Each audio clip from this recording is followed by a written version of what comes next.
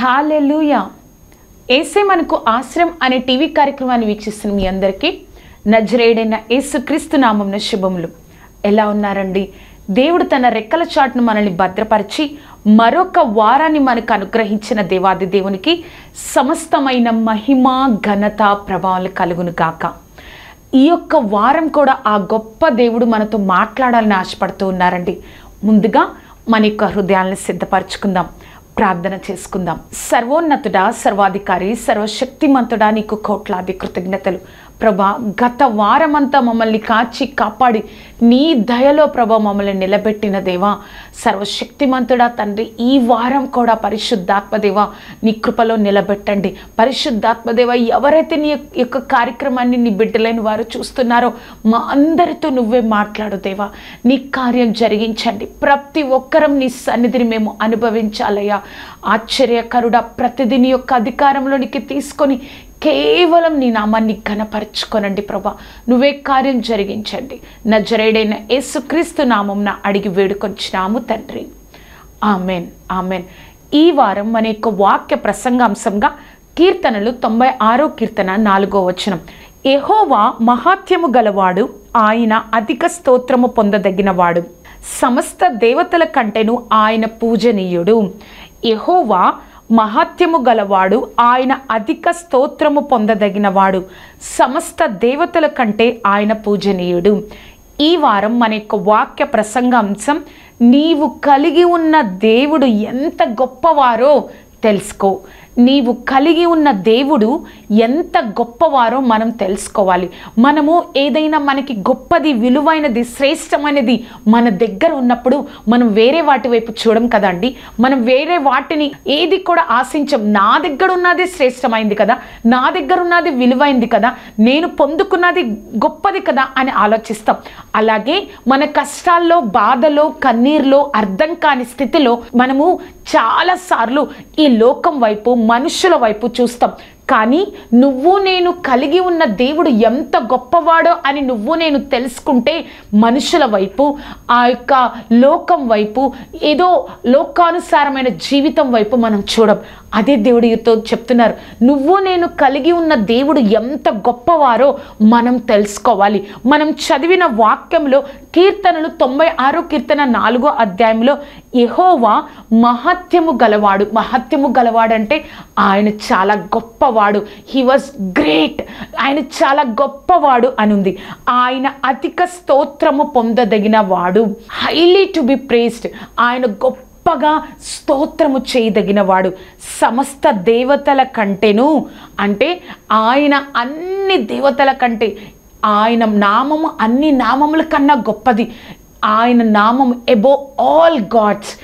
ఆయన సమస్త దేవతల కంటేను పూజనీయుడు. He's to be praised. ఆయన ఆరాధించదగిన వాడు కదా. అంత గొప్ప దేవుణ్ణి నువ్వు నేను కలిగి ఉన్నామని ఈరోజు మన గొప్ప దేవుడు మనకి జ్ఞాపకం చేస్తూ ఉన్నారు.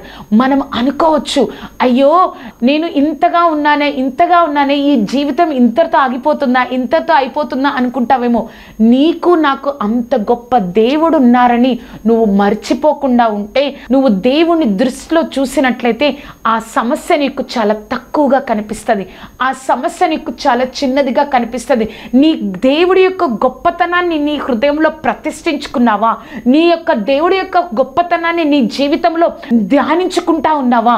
ఆ విధంగా నువ్వు దేవుడి గొప్పతనాన్ని నువ్వు రుచి చూస్తూ ఉన్నప్పుడు నీకొచ్చిన సమస్య, కన్నీరు, బాధ, ఆ యొక్క కష్టాలు, అర్థం కాని స్థితి, ప్రతిదీ కూడా నా దేవుడు చేయగలడు, నా దేవుడు నన్ను నిలబెట్టగలడు, నా దేవుడు ఎలా అయినా కార్యం చేయగలడు అని నువ్వు నోటితో విశ్వాసంతో పలకడమే కాదు, నువ్వు కార్యం చూడకముందే అనేక మందికి దేవుడు నాకు సహాయం చేస్తారు అన్న సాక్ష్యాన్ని నువ్వు నేను అనేక మందికి చెప్తా ఉంటాం.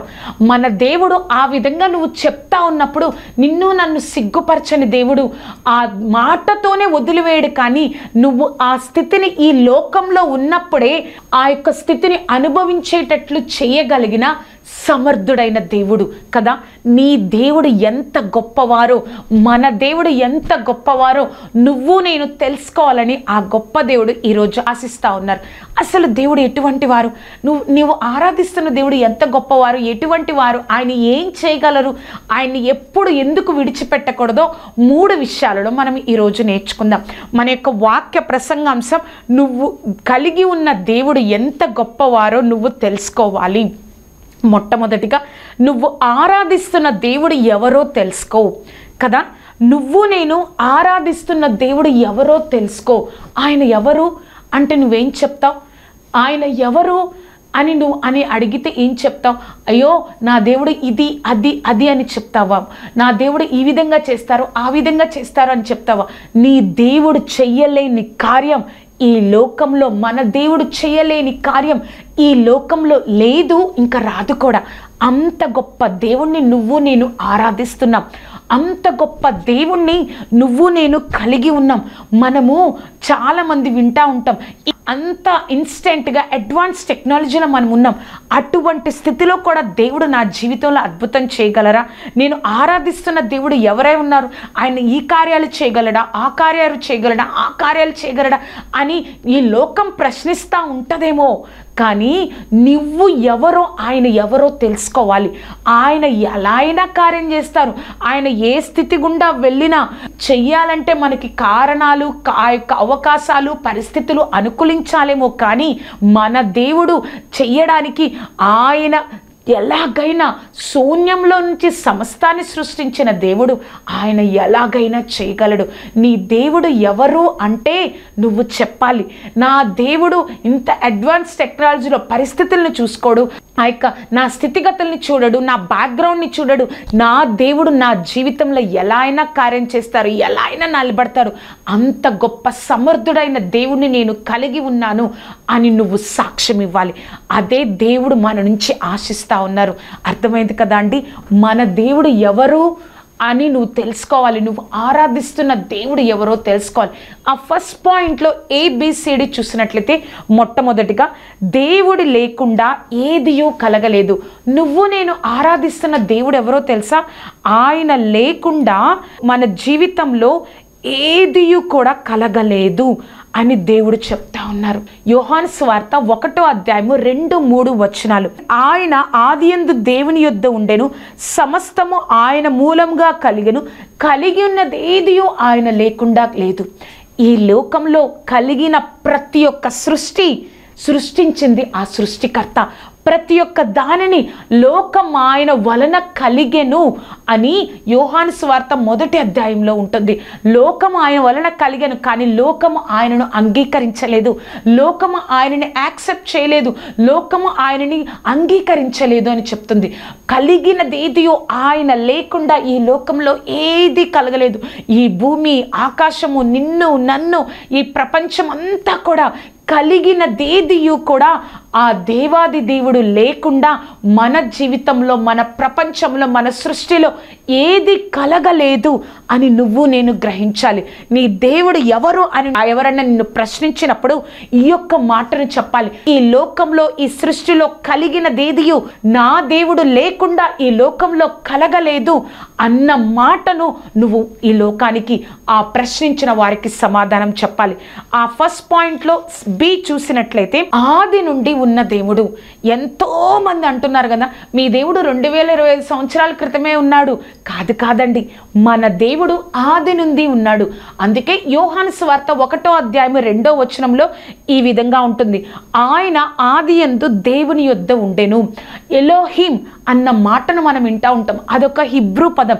అంటే ఆ యొక్క భాష నుంచి తర్జుమా చేయబడినప్పుడు దేవుడు అని మన తెలుగులో ఉంది. అది ఒక దేవుళ్ళు అని మాట కాబట్టి అది దేవుడు మాత్రమే కాదు. దేవుళ్ళు అంటే తండ్రి, కుమార, పరిశుద్ధాత్మ దేవుడు ఆది నుంచే ఉన్నారు. అందుకే దేవుడు చెప్తారు యోహాను సువార్త 8వ అధ్యాయము 58వ వచనంలో, నేను అబ్రహాము కంటే ముందున్న వారిని అని పరిసయ్యులకు, శాస్త్రులకు దేవుడు అక్కడ వారికి సమాధానం చెప్తారు, నేను అబ్రహాము కంటే ముందున్న వారిని. వాళ్ళు అంటారు, నీకు కనీసం 50 సంవత్సరాలు కూడా లేవు కదా, అబ్రహాము కంటే ముందున్నావా అని అడుగుతారు. కానీ దేవుడు ఆది నుంచి ఉన్న దేవుడు, ఏదో 2025 సంవత్సరాల క్రితం వచ్చిన దేవుడు అది మాత్రమే కాదు, ఆది నుంచి సృష్టి ఆరంభం నుంచి ఆయన సృష్టిని అంతటిని కలగ చేస్తున్నప్పటి నుంచి తండ్రి అయిన దేవుడితో ఉన్న దేవుడు అని మనం మర్చిపోకూడదు. నీ దేవుడు ఎవరు అంటే ఆయన ఆది నుంచి ఉన్న దేవుడు, ఆది నుంచి నీతో నాతో ఉన్న దేవుడు అని మనం మర్చిపోకూడదు. మూడవదిగా చూస్తే నీ కోసం నా కోసం ప్రాణం పెట్టిన దేవుడు. నీ దేవుడు ఎవరు అంటే నీ కోసం నా కోసం ప్రాణం పెట్టిన దేవుడు. ఎందుకు మనం ప్రాణం పెట్టాలి? మనం పుట్టుకతోనే పాపులం, మన యొక్క ఆలోచనలు తలంపులు పాపంలో ఉన్నాయి. అబ్రహాము ఆదాము అవ్వలు కూడా అక్కడ అవిధేయత చూపించి పాపం చేశారు. ఆ అవిధేయత ఆ యొక్క తరతరాలు కదా మన అవిధేయత. ఆ పాపము పోవాలంటే మనం ఏం చేయాలి? పరిశుద్ధమైన రక్తము చిందింపబడాలి. ఆ రక్తము ఎటువంటిదై ఉండాలి? హెబ్రీలకు రాసిన పత్రిక 10వ అధ్యాయము 4వ వచనం, ఏలయనగా ఎడ్ల యొక్కయు మేక యొక్కయు రక్తము పాపములను తీసివేయుట అసాధ్యము. ఈ లోకానుసారంగా ఎడ్ల యొక్క రక్తం, మేకల యొక్క రక్తం మన పాపాల నుండి తీసివేయడం అసాధ్యము అని బైబిల్లోని వాక్యం దేవుడు చెప్తున్నారు.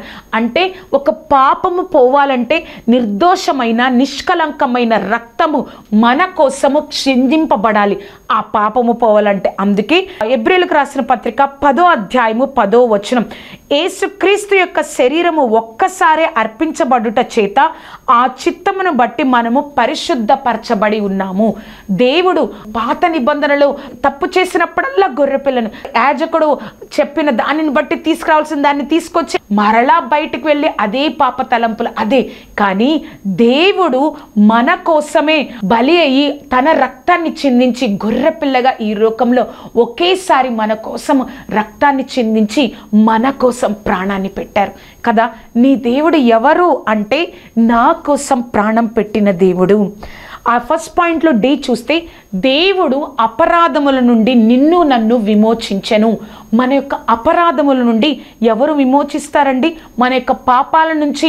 మన పాపాలు మన మీద అధికారం లేకుండా ఎవరు చేయగలరు? దేవుడు మాత్రమే. హెబ్రీయులకు రాసిన పత్రిక 9వ అధ్యాయము 15వ వచనం, ఈ హేతువు చేత మొదటి నిబంధన కాలంలో జరిగిన అపరాధముల నుండి విమోచనయు కలుగుటకై ఆయన మరణము పొందినందున పిలువబడిన వారు నిత్యమైన స్వాస్థ్యమును గురించిన వాగ్దానము పొందు నిమిత్తము ఆయన కొత్త నిబంధనకు మధ్యవర్తి అయి ఉన్నాడు. మన అపరాధములు విమోచింపడం కోసం ఎక్కడ ఆదాము నుంచి వస్తున్న ఆ అవిధేయత, ఆ అపరాధాన్ని దేవుడు మన దగ్గరికి రానియకుండా మనకి దూరం చేయడం కోసం కొత్త నిబంధనకు మధ్యవర్తిగా ఉండి మన కోసం మన అపరాధాల నుంచి మనల్ని విమోచించి ఉన్నారు.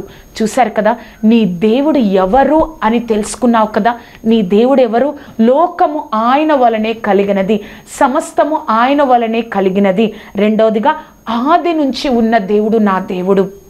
మూడవదిగా నా కోసం ప్రాణం పెట్టిన దేవుడు. ఆ ఫస్ట్ పాయింట్లో 4th చూసినట్లయితే దేవుడు అపరాధములను విమోచించారు. అటువంటి దేవుడు నా దేవుడు కదా. ఇప్పుడు అర్థమైందా నీ దేవుడి యొక్క గొప్పతనం? మన యొక్క వాక్య ప్రసంగ అంశము నువ్వు కలిగి ఉన్న దేవుడు ఎంత గొప్పవాడో తెలుసుకో. సెకండ్ పాయింట్ చూసినట్లయితే నువ్వు కలిగి ఉన్న దేవుడు ఎన్ని గొప్ప కార్యాలు చేయగలరో గ్రహించు కదా. నువ్వు కలిగి ఉన్న దేవుడు ఎన్ని గొప్ప కార్యాలు చేయగలడో గ్రహించు. మన ఇంటిలో ఉన్న యజమానుడు కానీ, మన ఇంటిలో ఉన్న ఒక తండ్రి కానీ, మన యజమానుడు కానీ, మనం పనిచేస్తున్న దగ్గర కానీ ఆయన ఎంత గొప్పవాడో మనం తెలుసుకున్నప్పుడు మనం విడిచిపెట్టి వెళ్ళం కదా, లోకం వైపు చూడం కదా, ఆయన స్థానాన్ని వేరే వాళ్ళకి ఇవ్వం కదా. అలాగే దేవుడు చెప్తున్నారు, దేవుడి యొక్క గొప్పతనాన్ని నువ్వు నేను తెలుసుకుంటే ఆయన్ని విడిచిపెట్టి వెళ్ళము. దేవుడి యొక్క గొప్పతనం ఎంతది అంటే ఆయన ఇశ్రాయేలు ప్రజలను ఆ యొక్క తన బిడ్డలైన వారి కోసం, ఇశ్రాయేల్ ప్రజల వారి కోసం ఆయన అక్కడ ఎన్నో సంవత్సరాల నుంచి వారు బానిసలుగా ఉన్నారు. కానీ వారిని ఆ యొక్క ఫరో యొక్క హృదయం కఠినమైన పోయినా కూడా వారిని తీసుకురావచ్చారు. ఎర్ర సముద్రం వారికి ఎదురుగా ఉన్నా కూడా దేవుడు ఒక సముద్రాన్ని ఒక గోడలాగా నిలబెట్టి ఆ బిడ్డలను నడిపించాడండి. ఆయన వారి బిడ్డలైన వారి కోసం, తన యందు భయభక్తులు కల వారి కోసం, తన మీద నమ్మిక ఉంచిన వారి కోసం దేవుడు ఏదైనా చేస్తారు కదా. ఆ యొక్క ఎదురుగా వచ్చినప్పుడు వాళ్ళు అన్నారు, మేము ఐగుప్తులో ఇక్కడ చనిపోవడం కోసమా, ఐగుప్తులో బానిసలుగా ఉండడమే మంచిది కదా, ఇక్కడ చనిపోవడం కోసమా మమ్మల్ని ఇక్కడికి తీసుకొచ్చావు అని ఆ మోషే మీద సనుగుతూ ఉన్నారు. కానీ దేవుడు మాత్రం అద్భుతాలు చేశాడు. ఒక గోడలాగా ఎన్నో కార్యాలు దేవుడు కార్యాలు చేశాడు. ఆయన ఎంత గొప్ప కార్యాలు చేయగలడో నువ్వు నేను తెలుసుకుంటే మన యొక్క శ్రమల్లో, కష్టాల్లో, బాధలో, అర్థం కాని స్థితిలో మనము ఎప్పుడు కూడా లోకం వైపు చూడం. దేవుడు అదే కోరుకుంటున్నారు. ఆ సెకండ్ పాయింట్లో చూస్తే ఐశ్వర్యమును గొప్పతనమును దేవుడి వలన కలుగుతాయి. 1 దినవృత్తాంతములు 29వ అధ్యాయము 11 నుంచి 13 వచనాలు. యెహోవా భూమి ఆకాశములందుండు సమస్తము నీ వశము, మహత్యమును పరాక్రమమును ప్రభావమును తేజస్సును ఘనతయు నీకే చెందుచున్నవి. యెహోవా రాజ్యము నీది, నీవు అందరి మీద నిన్ను అధిపతిగా హెచ్చించుకొని ఉన్నావు. ఐశ్వర్యమును గొప్పతనమును నీ వలన కలుగును, నీవు సమస్తమును ఏలువాడవు. బలమును పరాక్రమమును నీ దానములు, హెచ్చించువాడవును అందరికీ బలము ఇచ్చువాడవును నీవే కదా. ఆయన ఐశ్వర్యమును గొప్పతనము కలగజేసే దేవుడు. మనము ఈ లోకంలో ఎంతగానో ఐశ్వర్యం కోసం, గొప్పతనం కోసం, ఈ లోకానుసారమైన విలువ కోసం ఎంతగానో ప్రయాసపడతాం.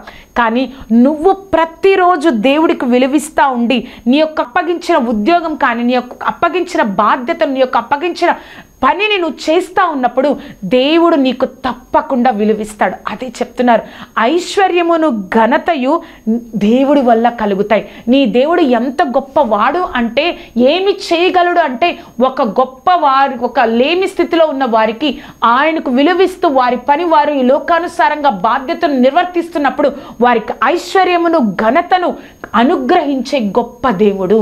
ఆ సెకండ్ పాయింట్లో చూస్తే దేవుడి జ్ఞానమునకు మితి లేదు. కీర్తనలో 147వ కీర్తన 5వ వచనం, మన ప్రభువు గొప్పవాడు, ఆయన అధిక శక్తి గలవాడు, ఆయన జ్ఞానమునకు మితి లేదు. మన ప్రభువు గొప్పవాడు, ఆయన అధిక శక్తి గలవాడు, ఆయన జ్ఞానమునకు మితి లేదు. మితి లేదు అంటే మనము బియాండ్ మెజర్స్ అన్నమాట. అంటే మనము కొలవలేనంత జ్ఞానము దేవుడికి ఉంది. అయ్యో నేను ఇక్కడ వరకే చేయగలను, ఇక్కడ వరకే నా కెపాసిటీ అని లోకానుసారంగా ఈ మనుషులు చెప్తా ఉంటారేమో, ఈ లోకానుసారంగా మాటలు వింటూ ఉంటామేమో. దేవుడు యొక్క జ్ఞానము మితి లేనిది. ఆయన మీద నువ్వు ఆధారపడితే నిన్ను కూడా దేవుడు గొప్పగా ఆశీర్వదిస్తారు. ఇంకొక వచనాన్ని చూద్దామండి. కీర్తనలు 8వ అధ్యాయము 3-4 వచనాలు. నీ చేతి పైన నీ ఆకాశములను నువ్వు కలగజేసిన నక్షత్రములను నేను చూడగా, నువ్వు మనుష్యుని జ్ఞాపకం చేసుకున్నట్టుకు వాడేపాటి వాడు, నరపుత్రుని దర్శించుటకు వాడేపాటి వాడు కదా.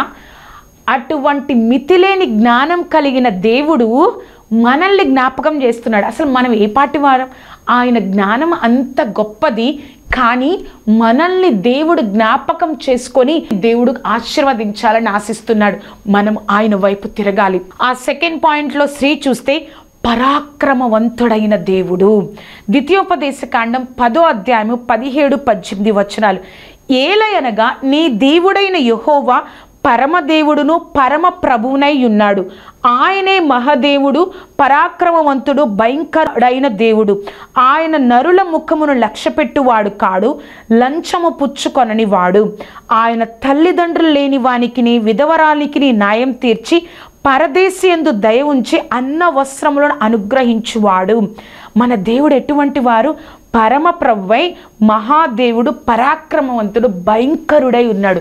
ఆయన ప్రతి ఒక్కరికి ఆయన ఐశ్వర్యం చొప్పున న్యాయం చేస్తాడు. ప్రతి ఒక్కరికి వారి లేమిలో కార్యం చేస్తారు. నీ దేవుడు ఏం చేయగలడు అంటే పరాక్రమవంతుడు, భయంకరుడైన గొప్ప దేవుడు అని నువ్వు నేను చెప్పాలి అంటే.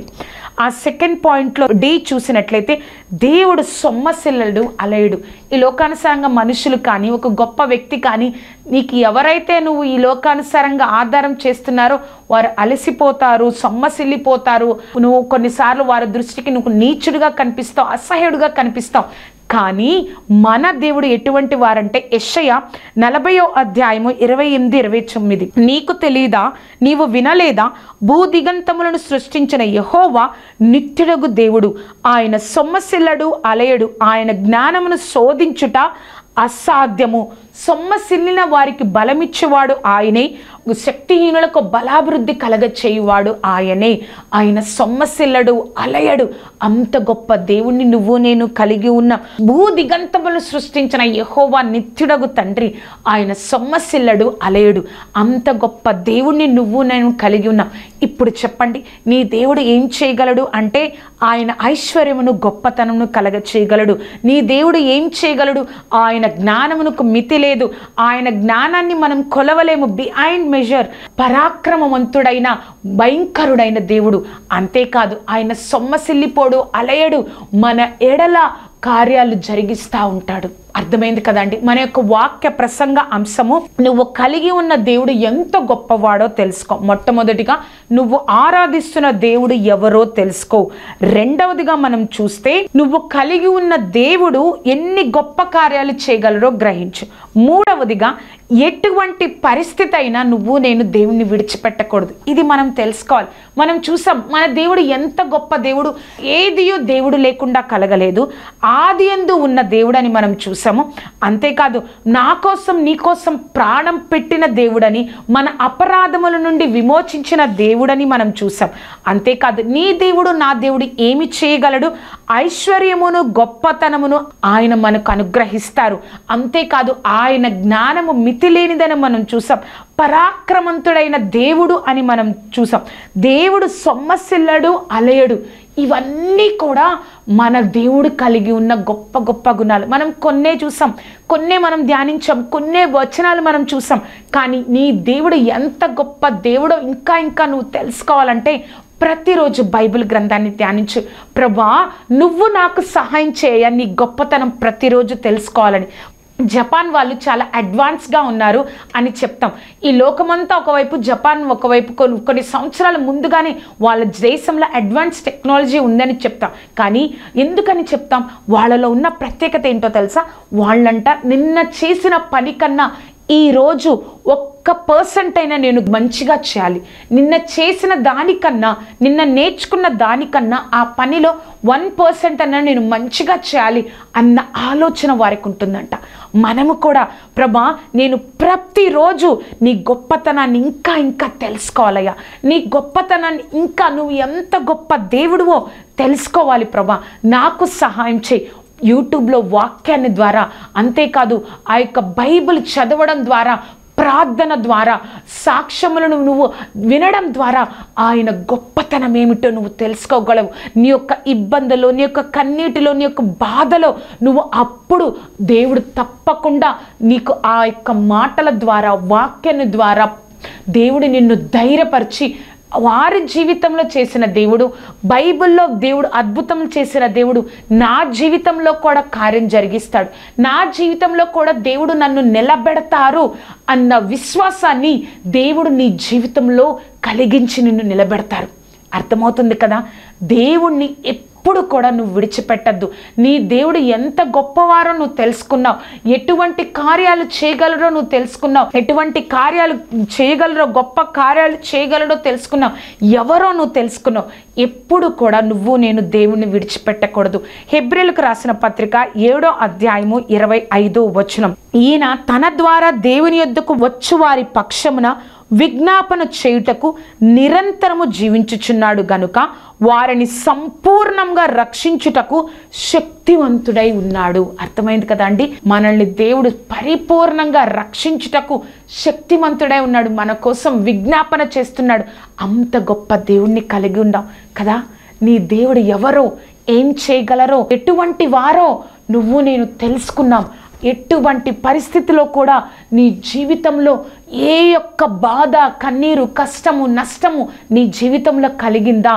ఆయన పాద సన్నిధిలోనే మనం మొరపెట్టే వారిగా, లోకం వైపు చూడకుండా, నీకు తెలియకుండా నాకు ఈ బాధ రాదయ్యా, నాకు తెలియకుండా ఈ స్థితి గుండా నేను వెళ్ళలేను, కానీ నువ్వు ఏ విధంగా ఆ కష్టాన్ని నా జీవితంలో అనుభవించావో ఆ యొక్క కష్టాన్ని తీసివేసే స్థితి కూడా, ఆ యొక్క సమర్థుడు కూడా నువ్వేనయ్యా అని ఆయన ఎంతటే ఆయన సన్నిధిలోనే, ఆయన పాదాల దగ్గరే మనం మొరపెట్టే ఆత్మీయ స్థితి మనకు ఉండాలి. ఏ స్థితిలో కూడా మనం దేవుణ్ణి విడిచిపెట్టకూడదు. ఆయన మన పక్షంగా ఉండి మనకు సహాయం చేస్తారు. మన పక్షంగా ఉండి మనల్ని రక్షించుటకు శక్తిమంతుడై ఉన్నాడు. ప్రార్థన చేద్దామండి. సర్వోన్నతుడా, సర్వాధికారి, సర్వశక్తిమంతుడా తండ్రి, నాతో మాతో మాట్లాడిన గొప్ప దేవా నీకు కోట్లాది కృతజ్ఞతలు. యేసయ్యా, ఒక్కసారి జ్ఞాపకం చేసుకోనండి, నీ కృపలో నిలబెట్టండి ప్రభా.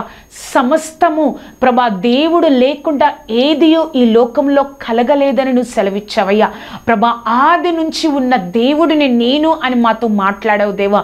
పరిశుద్ధాత్మదేవా, నీకోసం ప్రాణం పెట్టిన దేవుడిని అని మాతో మాట్లాడావు దేవా. మీ అపరాధముల నుండి నేను విమోచించాను. ఆ యొక్క ఆదాము నుంచి వస్తున్న ఆ పాపము నుండి నేను మిమ్మల్ని విమోచించానని మాతో మాట్లాడావు. ఘనతయు ఐశ్వర్యము నేను నీకు అనుగ్రహిస్తాను, నా యొక్క జ్ఞానమునకు మితి లేదు ప్రభా అని చెప్తున్నావయ్యా. నువ్వు ఒక పరాక్రమం కలిగిన దేవుడవయ్యా. ఆశ్చర్యకరుడా, నువ్వు మాతో మాట్లాడినందుకు నీ కోట్లాది కృతజ్ఞతలు. నువ్వు ఎటువంటి వారివో ఇంకా ఇంకా మేము తెలుసుకునే ఒక గొప్ప ఆత్మీయ స్థితిని సర్వశక్తిమంతుడా మాకు అనుగ్రహించండి. నీ కృపలో నిలబడడానికి మాకు సహాయం చేయండి. నువ్వు ఎప్పుడు అలసిపోవయ్యా, సొమ్మసిల్లపోవు. నువ్వు కార్యం జరిగిస్తావు, నువ్వు నిలబెడతావయ్యా. నీ బిడ్డల పక్షంన కార్యం జరిగిస్తావు. ఆశ్చర్యకరుడా, నిలబెట్టండి అయ్యా. నీ కృపలో ఇంకా ఇంకా ఎవరైతే తండ్రి నీ శక్తి మీద, నీ యొక్క కృపలో నిలబడకుండా ప్రభా లోకం వైపు, మనుషుల వైపు చూస్తూ ఉన్నారో వారిని ఒక్కసారి జ్ఞాపకం చేసుకోనండి. నీ నామాన్ని ఘనపరచుకోనండి దేవా. నీ కృపా రెక్కల క్రింద భద్రపరచండి అయ్యా. ఆశ్చర్యకరుడా, నీ కృపలో వర్ధిల్లింపచేయండి తండ్రి. జ్ఞాపకం చేసుకొని నీ నామం మహిమార్థము కార్యం జరిగించండి. ఆశ్చర్యకరుడా ప్రభా, ఏ స్థితిలో కూడా నిన్ను విడిచిపెట్టే జీవితం, అటువంటి ప్రభా స్థితి మాకు రాకుండా నీలో అంటగట్టబడి, నీ దేవుడు ఎవరు అంటే, నా దేవుడు కష్టాల్లో కన్నీటిలో ఉన్నప్పుడే నా దేవుడు నాకు సహాయం చేయగలిగిన సమర్థుడన్న సాక్ష్యం ఇవ్వగలిగే ఒక గొప్ప ఆత్మీయ స్థితిని మా అందరికీ అనుగ్రహించండి దేవా. నీ కార్యంతో నింపండి దేవా. నీ నామ మహిమార్థము సహాయం దయచేయండి. తోడేయండి, నడిపించండి, వర్ధిల్లింపచేయండి, సహాయంతో నింపండి, ఆశీర్వదించండి. ఎవరైతే ఈ కార్యక్రమం చూసి ప్రభా నిన్ను నేను ఇంకా విడువనయ్యా, నిన్ను హత్తుకుంటాను ప్రభా అని ఎవరైతే ప్రభా ప్రార్థన చేస్తున్నారో, కన్నీరు విడుస్తున్నారో ప్రభా, సహాయంను దయచేయండి ప్రభా. నువ్వు కార్యం జరిగించగలవయ్యా. నీ కృపతో నింపి వారిని ఆ ప్రభా స్వీకరించి తండ్రి సర్వశక్తిమంతుడా నిన్ను నిలబెట్టండి అయ్యా. నీ కార్యంతో నింపండి. నాతో మాట్లాడిన దేవా నీకు వందనాలు. నీ కృపతో నింపిన దేవా నీకు వందనాలు. సహాయంను దయచేయండి, ఆశీర్వదించండి. యేసు నామమున అడిగి వేడుకొంచున్నాము తండ్రి. Amen, amen, amen. చూశారు కదండి, మన దేవుడు ఎటువంటి వారో మనం తెలుసుకోవాలి. మన దేవుడు ఎటువంటి కార్యాలు చేయగలడో మనం తెలుసుకోవాలి. ప్రతిరోజు మన కుటుంబ ఆరాధనలో వాక్య ధ్యానం, ప్రార్థనతో మనం మన యొక్క హృదయాలను, మన కుటుంబాన్ని, మన యొక్క గృహాన్ని నింపుకుంటామా? ఎటువంటి పరిస్థితి వచ్చినా ఆయన్ను విడిచిపెట్టలేని ఆత్మీయ స్థితి మన కుటుంబంలో ఉన్న ప్రతి ఒక్కరికి కలుగుతుందండి. కాబట్టి వాక్యాన్ని ధ్యానిద్దాం, ప్రార్థన చేసుకుందాం, దేవుడి యొక్క గొప్పతనాన్ని మనం తెలుసుకుందాం, ఇంకా ఇంకా దేవుడిలో అంటగట్టబడతాం. ఈ యొక్క కార్యక్రమం మీకు ఆశీర్వాదకరంగా ఉన్నట్లయితే మీ యొక్క స్నేహితులకు, బంధువులకు ఈ యొక్క కార్యక్రమాన్ని పరిచయం చేయండి. అంతేకాదు నా గురించి, ఈ కార్యక్రమం గురించి ప్రార్థన చేయండి. మనం ఎప్పుడు కూడా, ఏ స్థితిలో కూడా దేవుడిని విడిచిపెట్టకుండా ఆయన గొప్పతనాన్ని మన హృదయాల్లో ప్రతిష్ఠించుకునే ఆత్మీయ స్థితి మనం కలిగి ఉందుము గాక. దేవుడు మిమ్మల్ని ఆశీర్వదించును గాక. Amen, amen, amen.